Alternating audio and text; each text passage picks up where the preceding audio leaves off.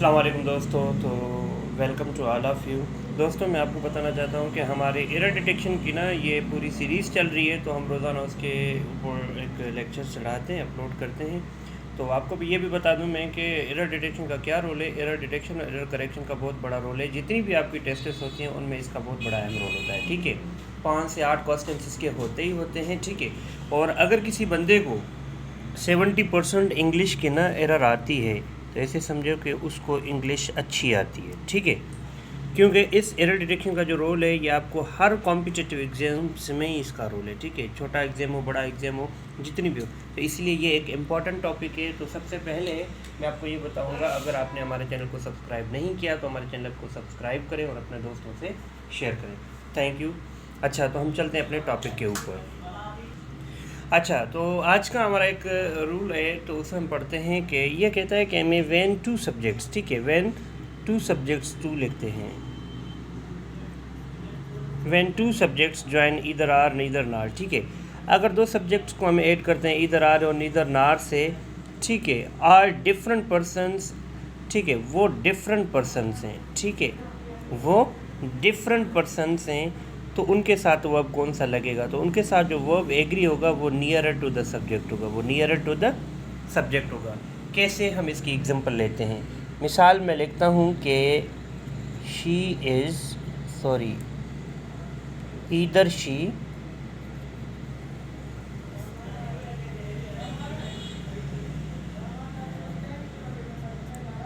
Either she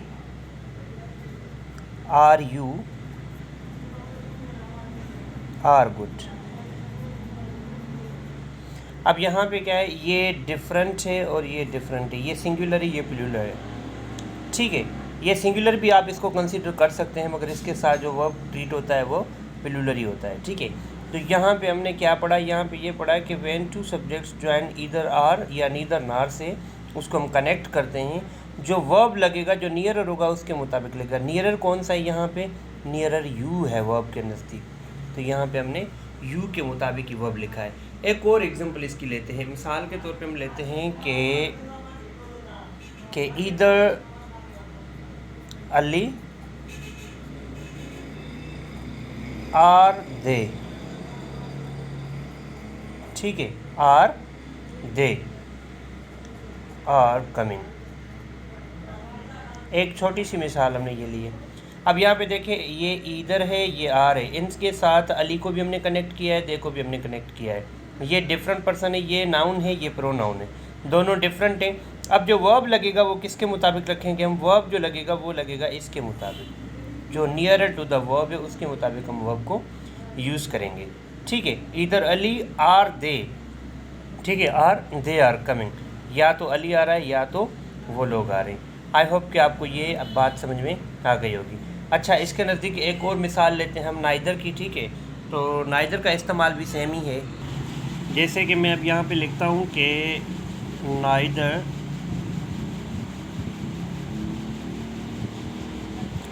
राजा नार she.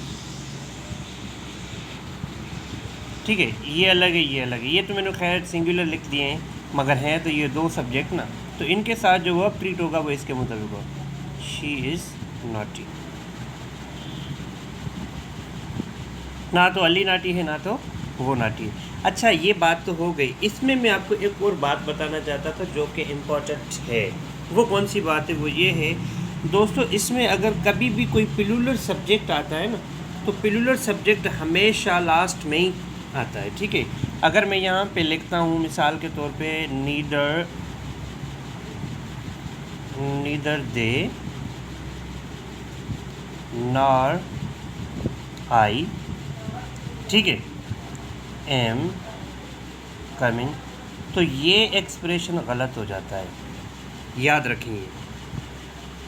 ठीक है, जब भी मतलब कि कोई प्लूरल होगा ना, वो प्लूरल लास्ट में आता है, याद रखें ये वाला। जब भी कोई प्लूरल होगा तो प्लूरल को हम ना लास्ट में रखते हैं। ठीक है, बाकी ये सेंटेंस इस तरह से मतलब कि अगर लिखेंगे तो ये गलत हो जाता है। आई होप कि आपको ये बात समझ में आ गई होगी। तो हमने क्या पढ़ा कि नीदर मतलब कि आइदर आर और नाइदर नार से अगर हम किसी मतलब के सब्जेक्ट्स को ज्वाइन करते हैं तो जो वर्ब लगता है, हेल्पिंग वर्ब हो या एक्शन वर्ब हो, वो ट्रीट होता है किसके रिगार्डिंग, वो जो नियर टू द वर्ब होता है उसके रिगार्डिंग उसको ट्रीट करते हैं। अच्छा, एक और रूल है हमारा, उसको हम पढ़ लेते हैं। ये रूल हमें कहता है कि sometimes subject of the sentence plural in form.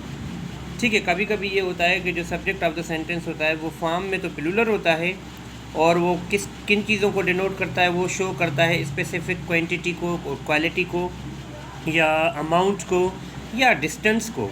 ये स्पेसिफिक चीज़ों को मतलब के डिनोट करता है, बताता है।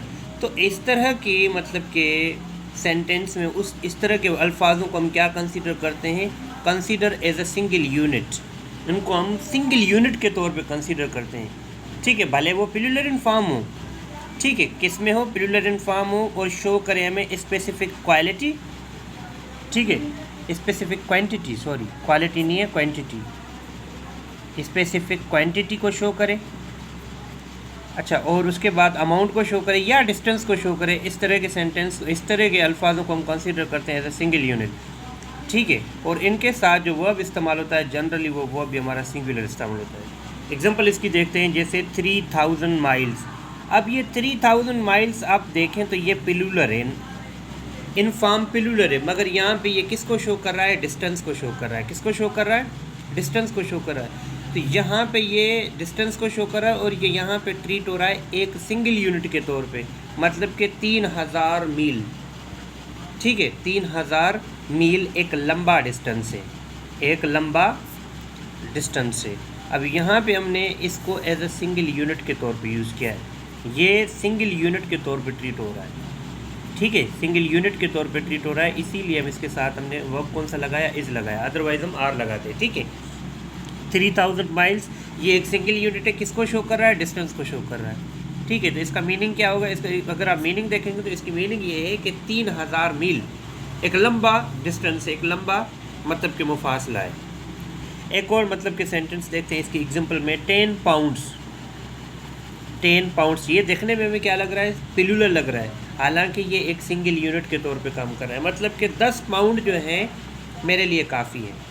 10 पाउंड्स कहते हैं ना, 10 रुपीज़ भी आप लिख सकते हैं, 10 रुपीज़। ठीक है, 10 rupees is enough for me, is enough for me. 10 रुपये मेरे लिए काफ़ी है। ठीक है, पाउंड्स मैंने लिख लिए, आप रुपीज़ भी लिख सकते हैं, कुछ भी लिख सकते हैं। तो यहाँ पे ये जो 10 रुपीज़ हैं या 10 पाउंड्स हैं, ये एज अ सिंगल यूनिट के तौर पे इस्तेमाल हो रहे हैं, और ये सिंगल यूनिट किसका है, अमाउंट का है। अच्छा, उसके बाद अगर आप देखते हैं मिसाल के तौर पे एक क्वांटिटी को आप देखें, जैसे ये ईयर्स हो गए, 10 ईयर्स। ये जो 10 ईयर्स है ना बेटा, ये 10 ईयर्स एक सिंगल यूनिट है, मतलब कि 10 साल is sufficient to complete this project. इस प्रोजेक्ट को पूरा करने के लिए 10 साल काफ़ी है।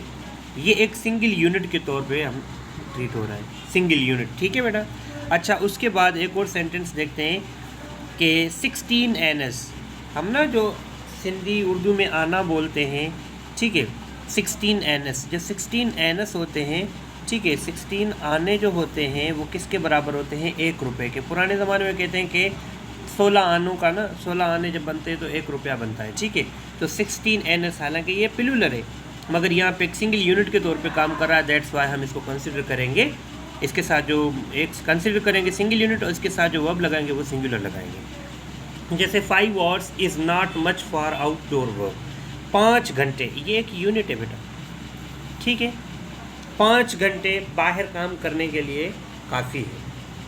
ठीक है, आई होप कि आपको आज के ये रूल समझ में आए होंगे। अगर आए हैं तो आप इसको प्रैक्टिस करें दोस्तों, और अगर आप चाहते हैं कि इस तरह के रूल्स हमसे आप चेक करवाना चाहते हैं अपने राइटअप को, तो आप हमसे इस नंबर पर रब्ता भी कर सकते हैं, 0313838366। अगर कोई भी इन्फॉर्मेशन लेनी हो तो आप हमसे रब्ता कर सकते हैं।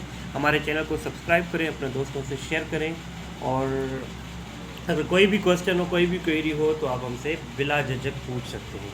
Thank you so much. अल्लाह हाफिज़।